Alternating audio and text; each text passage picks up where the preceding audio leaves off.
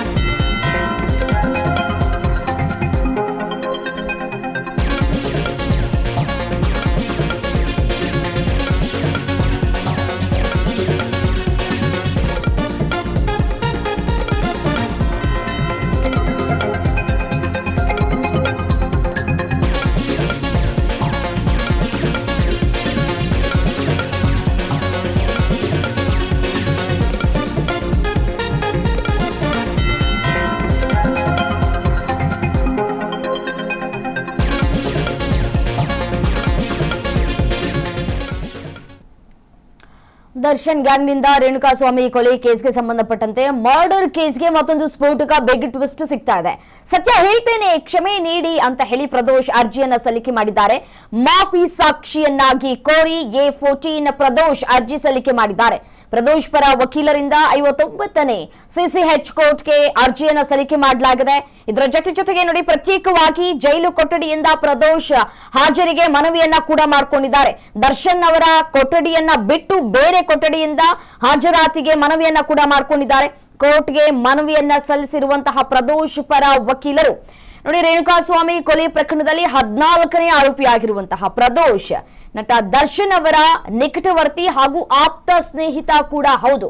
ಈ ಭೀಕರ ಕೊಲೆ ಪ್ರಕರಣದ ನಂತರ ಸಾಕ್ಷ್ಯಾಧಾರಗಳನ್ನ ನಾಶಪಡಿಸೋದಕ್ಕೆ, ಮೃತದೇಹವನ್ನ ವಿಲೇವಾರಿ ಮಾಡೋದಕ್ಕೆ ಮತ್ತು ಪ್ರಕರಣವನ್ನ ದಿಕ್ಕು ತಪ್ಪಿಸೋದಕ್ಕೆ ಸಂಚನ್ನ ರೂಪಿಸಿರುವಂತಹ ಪ್ರಮುಖ ಆರೋಪಿಗಳಲ್ಲಿ ಈತನ ಪಾತ್ರವೂ ಕೂಡ ಸೇರ್ಕೊಂಡಿದೆ. ಅಂದ್ರೆ ಪ್ರದೋಷ್ ಪಾತ್ರವೂ ಕೂಡ ಸೇರ್ಕೊಂಡಿದೆ.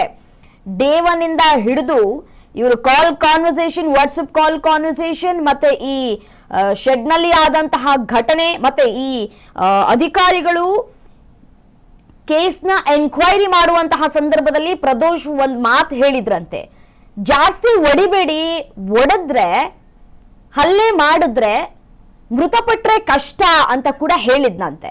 ಸೊ ಹಾಗಾಗಿ ಈತ ಏನ್ ಹೇಳ್ತಾನೆ ಅನ್ನೋದ್ರ ಮೇಲೆ ಎಲ್ಲವೂ ಕೂಡ ತಿರುವನ್ನ ಪಡೆದುಕೊಳ್ಳುವಂತಹ ಸಾಧ್ಯತೆ ಇದೆ. ನೋಡಿ, ಘಟನೆಯ ದಿನ ರೇಣುಕಾಸ್ವಾಮಿ ಮೇಲೆ ಪಟ್ಟಣಗೆರೆಯ ಶೆಡ್ ನಲ್ಲಿ ತೀವ್ರವಾಗಿ ಹಲ್ಲೆಯನ್ನ ಮಾಡಲಾಗಿತ್ತು. ಆತ ಮೃತಪಟ್ಟ ನಂತರ ಆ ಒಂದು ವಿಚಾರವನ್ನ ದರ್ಶನ್ ಅವರಿಗೆ ತಿಳಿಸಲಾಗಿತ್ತು. ಪರಿಸ್ಥಿತಿ ಕೈ ಮೀರ್ತಾ ಇದ್ದಂತೆ ಪ್ರದೋಷ್ ರಂಗ ಪ್ರವೇಶ ಕೂಡ ಮಾಡಿದ್ದ. ತನಿಖಾ ವರದಿಯಲ್ಲೂ ಕೂಡ ಇದನ್ನೇ ಉಲ್ಲೇಖ ಮಾಡಲಾಗಿದೆ.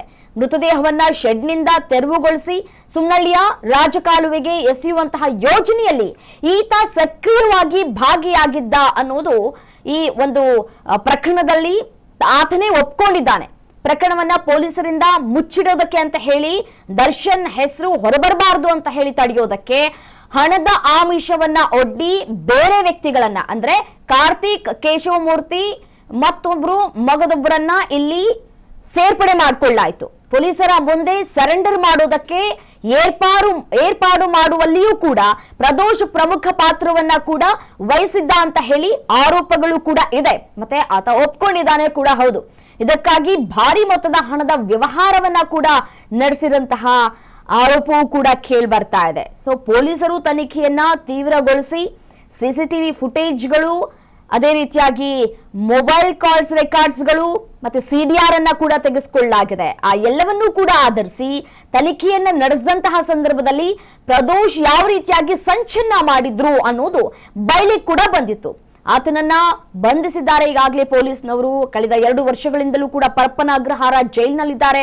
ಕೊಲೆ ಸಾಕ್ಷ್ಯ ನಾಶಪಡಿಸುವಿಕೆ, ಅಪರಾಧಕ್ಕೆ ಸಾಥ್ ನೀಡೋದು, ಅದರ ಜೊತೆಗೆ ಈ ಸಂಚನ ರೂಪಿಸಿರೋದು, ಈ ಎಲ್ಲ ಆರೋಪದ ಅಡಿಯಲ್ಲಿ ಪ್ರಕರಣವನ್ನ ದಾಖಲು ಮಾಡಲಾಗಿದೆ.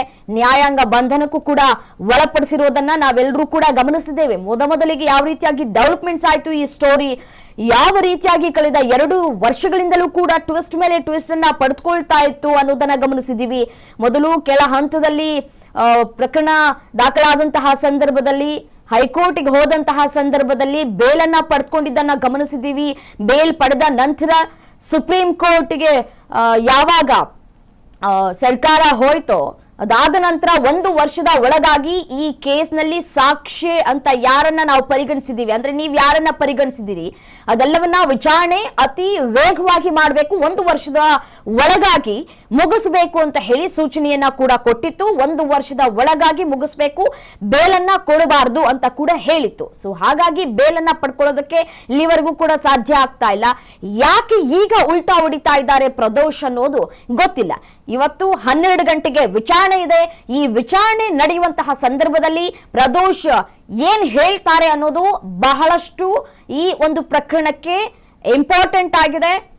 ಆತ ನ್ಯಾಯಾಧೀಶರ ಮುಂದೆ ತಪ್ಪನ್ನ ಒಪ್ಪಿಕೊಂಡರೆ ದರ್ಶನ್ಗೆ ಸಂಕಷ್ಟ ಅಂತೂ ಕಟ್ಟಿಟ್ಟ ಬುತ್ತಿ.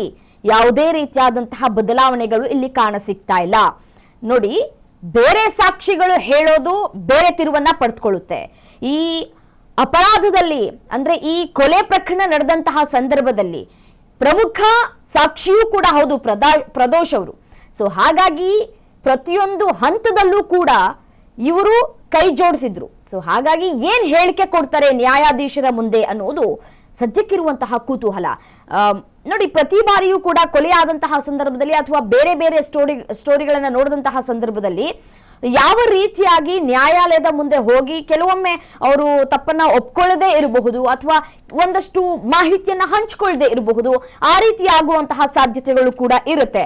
ಅಥವಾ ದರ್ಶನ್ ಅವರು ಈ ಒಂದು ಪ್ರಕರಣದಲ್ಲಿ ಇಲ್ವೇ ಇಲ್ಲ ಅಂತ ಕೂಡ ಹೇಳಿದ್ರು ಕೂಡ ಅಚ್ಚರಿ ಇಲ್ಲ, ಆ ಸಂದರ್ಭದಲ್ಲಿ ಅವರು ಇರ್ಲಿಲ್ಲ ಅಂತ ಹೇಳಿದ್ರು ಕೂಡ ಅಚ್ಚರಿ ಇಲ್ಲ.